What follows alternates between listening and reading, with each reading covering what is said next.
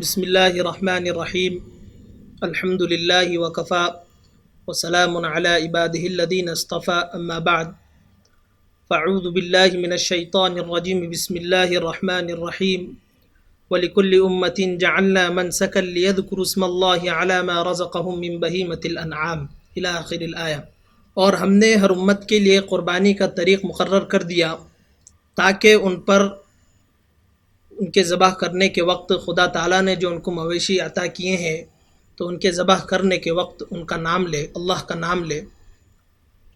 قربانی ایک عظیم الشان نعمت ہے جو حضرت آدم علیہ السلام سے لے کر اب تک کی چلی آ رہی ہے۔ ہر مذہب و ملت کا اس پر عمل رہا ہے۔ قربانی یہ تخلیق انسانیت سے ہی، آغاز سے ہی انسان میں قربانی کا جذبہ رہا اور اب تک چلا آ رہا ہے کہ قربانی فطرت میں ہے انسان کے، کہ انسان جب کسی سے محبت کرتا ہے، کسی سے عقیدت رکھتا ہے، کسی سے الفت رکھتا ہے تو وہ اس کی محبت اور اس کی طبیعت اس کو اس بات پر آمادہ کرتی ہیں کہ وہ کوئی قربانی دے، کوئی تحفہ پیش کرے، کوئی ہدیہ پیش کرے۔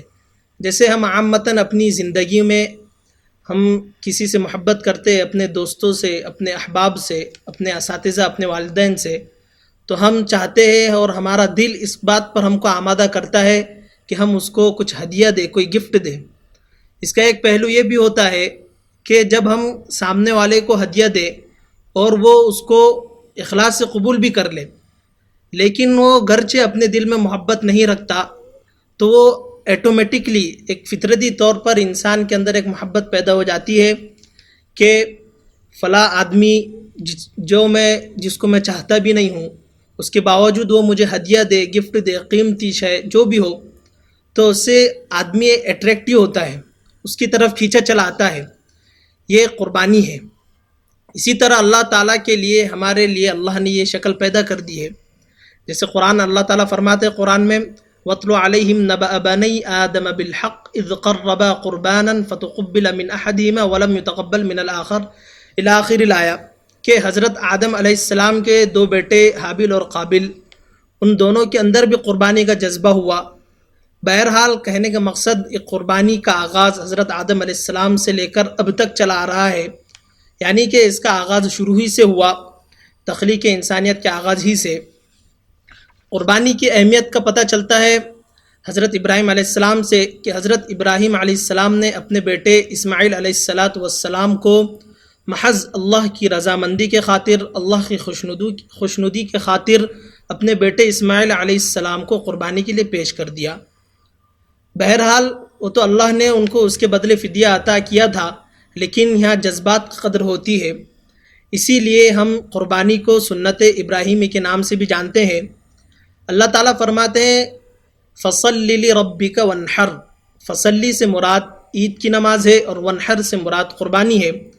ہمارے اکابرین اور علماء کرام فرماتے ہیں کہ فصلی سے مراد عید کی نماز ہے، جیسے حسن بصری رحمہ اللہ کا موقف ہے۔ اسی طرح وانحر سے مراد قربانی ہے، اور آپ صلی اللہ علیہ وسلم نے بھی اس پر مداومت اختیار کی ہے کہ اقام رسول اللہ صلی اللہ علیہ وسلم بالمدینۃ 10 سنین یضحی، کہ آپ صلی اللہ علیہ وسلم مدینے میں 10 سال تک رہے اور آپ نے قربانی کی۔ یہ ترمذی شریف کی روایت ہے۔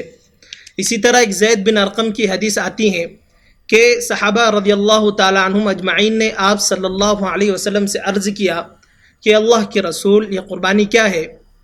تو آپ نے فرمایا یہ تمہارے باپ ابراہیم علیہ السلام کی سنت ہے۔ تو پھر صحابہ نے فرمایا کہ قربانی سے ہمیں کیا ملے گا؟ تو اللہ کے رسول نے فرمایا کہ قربانی کے ہر ایک بال کے بدلے نیکی۔ اسی طرح صحابہ نے فرمایا کہ اون کے بدلے کیا ملے گا؟ تو اللہ کے رسول نے فرمایا کہ اون کے بھی ہر بال کے بدلے ایک نیکی۔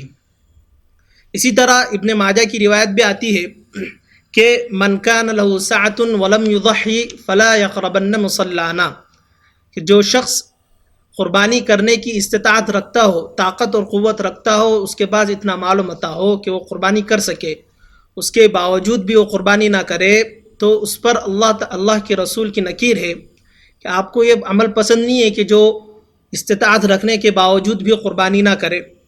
آپ صلی اللہ علیہ وسلم نے اس کو ناپسند فرمایا اور کہا کہ وہ قربانی کرے، کہ جو استطاعت رکھتا ہے اس کے باوجود بھی قربانی نہ کرے تو عیدگاہ پر نہ آئے، آپ نے صاف فرما دیا۔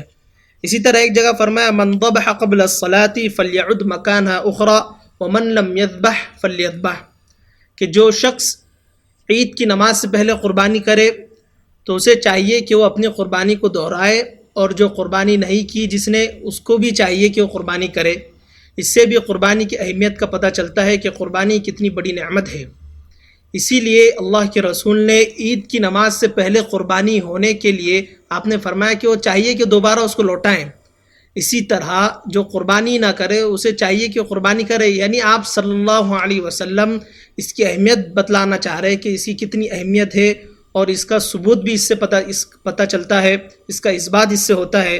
یہ بخاری شریف کی روایت ہے۔ باب من ذبح قبل الصلاة اعاد۔ السلام علیکم ورحمۃ اللہ وبرکاتہ۔ ہے ہند میں انوکھا مرکز تحفظ دین، یہ دین کا ترجمہ ہے مرکز تحفظ دین۔